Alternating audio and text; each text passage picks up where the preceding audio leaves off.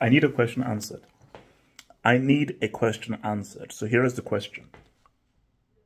Are England players actually quality in a vacuum? Or are they only good because of the other foreign non-English players they play with at their clubs that make them look better than they actually are? Think about that. The last time England played well or looked cohesive and looked like, oh, this is a team, was in 1996. Ever since then, whenever England players come together and congregate, they just don't seem to click. And what it always is that it's the manager's fault. It's the manager's fault. Okay, fine. Southgate is a bum. He's a child of Satan. And he's a devil worshipper. Okay, Southgate is a devil worshipper, yes. I've seen this story before because it's the same thing with Eriksen. When Eriksen was hired, he was the best manager in the world. This was a guy who, I believe, he took Lazio to like a UEFA Cup dub. He came in, couldn't get it done. Capello, we know who Capello is. A UCL winner and was one of the best managers in the world at the time. He came in, couldn't get it done. So my thing is that you've brought in world-class managers in a golden generation. You've brought in managers here. So my thing is that for Southgate, 100%, why are you taking off Saka? If you're going to do something for Foden, put him into number 10, maybe move Jude back. Because Foden was useless on the left, but at least he was trying to make things happen. Kane, fine. See, those subs didn't make any sense. Because for me, as useless as Kane was, at least he's a goal threat. He's a goal threat. So any lucky bounce, he can try and get something in. So those substitutions he made didn't make any sense. Now, understand you bringing in Eze in to try and like maybe offset something. But my thing though is that Cole Palmer has not had a single minute. You played Eze, you played Bowen, you've not put Cole Palmer since, who is the only number 10 you have because you didn't take a Maddison. You should have taken Maddison. You should have taken Rashford. So Southgate 100%. Because Denmark, I was watching the game. Denmark always seemed to have a forward pass. There's always seemed to understand triangles, and the way they were able just to make forward passes, create triangles, and just create transitions and find pockets.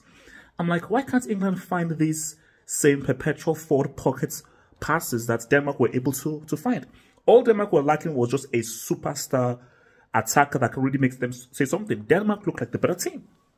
Denmark played the better football. England were horrendous. That was horrible. That might be one of the worst performances I've seen from a team at these Euros. What I saw from England was horrible. Southgate is partly to blame. The other blame is, how good are these England players really? I'll leave it there. So it's a simple question. How good are these England players really? Bellingham had a bad game. Bellingham was trash. He was trash. He kept on falling over and he just looked slow and sluggish. He was trash. But the funny thing, as trash as it was, the only through ball England have played in both games was the through ball that Jude played to Watkins, and that was it. That was the only through ball I've seen from these guys. So Foden, he did his thing, but Foden still, he looks lost. He looks lost out on the left. Trent is not a natural central midfielder. Rice needs a better central midfielder. You cannot have a midfield two of Rice and Gallagher. That is satanic. That is a satanic midfield two of Rice and Gallagher. You're sick. Rice has to play, but you need a Mainu in there, or a Watson in the whole, but at least you need a Mainu in there. So look, if you're Denmark, you should feel pissed off because Denmark should have won this game. Based on the quality of play, Denmark should have won this game.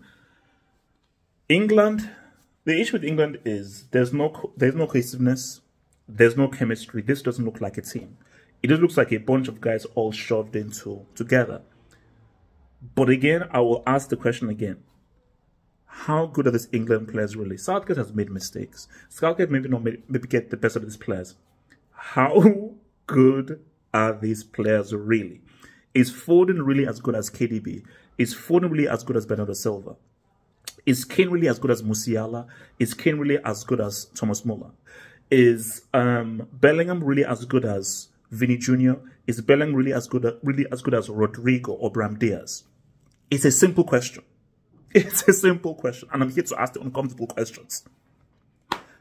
Like that vid, hit subscribe, and please join us later tonight for our Euro 2024 hangouts where we have a lot to discuss.